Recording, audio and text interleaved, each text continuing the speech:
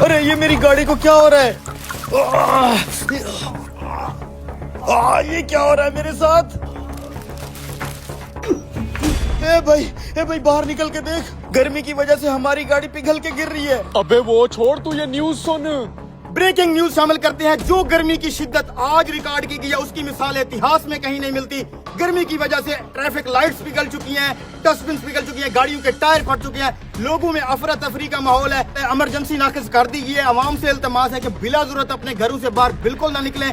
अरे यार ये सब क्या हो रहा है? अब हम सब बाहर कैसे निकलेंगे? मुझे एक जरूरी काम भी है, मेरा जाना बहुत जरूरी है। अबे तू पागल हो गया? बाहर सूरज आग बरसा रहा है, आग। बाहर जाना खतरे से खाली नहीं है। लेकिन यार अगर मैं बाहर ना गया तो मेरा बहुत बड़ा नुकसान हो जाएगा। अब मैं क्या करूं?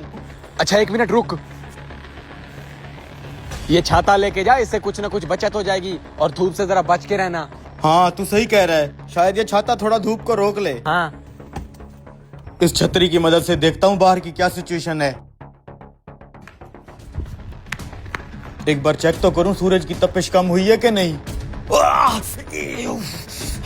ये सूरज तो चेहरा जला रहा है यार, जल्दी से आगे निकल जाता हूँ, ये नौ छाते में ही आग लग जाए। ऐसा लग रहा है जैसे किसी जहन्नुम में आ गया हूँ। ये क्या? ये बाहर क्या हो रहा है चाचा मजीद? जो सोलर प्लेट सूरज की हीट पे चलती है, जिसको जरूरत ही धूप की होती है, वो ये धूप की वजह से पिघल के जमीन पे कैसे गिर रही है? बेटा ये सब अल्लाह का कहर है। मैंने आज तक अपनी जिंदगी में पहले कभी इतनी गर्मी नहीं देखी। सूरज की तपिश से हर चीज जमीन पे पिघल के गिर रही है। अल्लाह खैर करेगा चाचा, लेकिन जरूर इस मसले का कोई हल तो होगा। आज अगर इस मसले का हल ना ढूंढा तो इस गर्मी से सब खत्म हो जाएगा। मसले का हल क्या ढूंढेगा बेटा? वो तो नहीं पता चाचा, लेकिन जरूर इस मसले का कोई हल तो मैं ढूंढ ही लूंगा। ऐसे हाथ पे हाथ रख के बैठने से कुछ नहीं होगा। मैं भी तेरे साथ चलता हूँ बेटा। आजो फिर चाचा।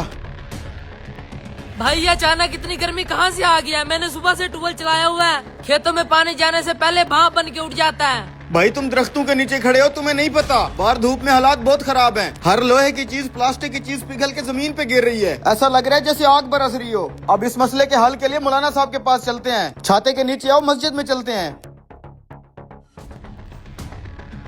इमाम साहब बाहर के हालात तो आपने भी सुन और देख लिए होंगे, कहीं हम पर अल्लाह का अजाब तो नहीं आ रहा?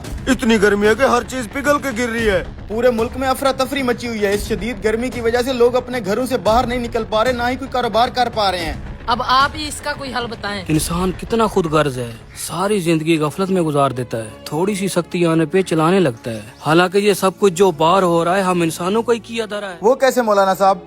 हर साल हम इंसान चंद पैसों की खातर लाखों दरख्त काट देते हैं। तुम्हें पता है एक दरख्त कितनी ठंडक रखता है? जैसे फिजा में 2 एयर कंडीशन एसी चल रहे हो, वो भी फ्री में बगैर बिजली के। ये है मेरी अल्लाह की कुदरत। इसका मतलब है मौलाना साहब ये जो इतनी गर्मी हो रही है दरख्तों की कमी की वजह से हो रही है। लेकिन इस मसले का अब क्या करेंगे मौलाना साहब? हम बाहर कैसे निकलेंगे?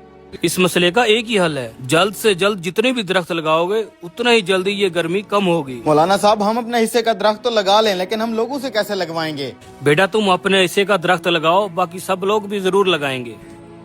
बात तो ठीक है भाइयों, अब भी अगर हम दरख्तों को काटते रहेंगे तो ये दुनिया इधर ही जहन्नम बन जाएगी। दोस्तों जब आखिरी दरख्त कट जाएगा, आखिरी मछली पकड़ी जाएगी और दरिया आलूद हो जाएंगे, तब हमें एहसास होगा कि करेंसी नोट ना खाए जा सकते हैं और ना ही पिए। दरख्त लगाना सिर्फ नेकी ही नहीं, हमारी आने वाली नस्लों का हक है। आए आज मिल के एक दरख्त लगाएं और कल का बेहतर पाकिस्तान बनाएं।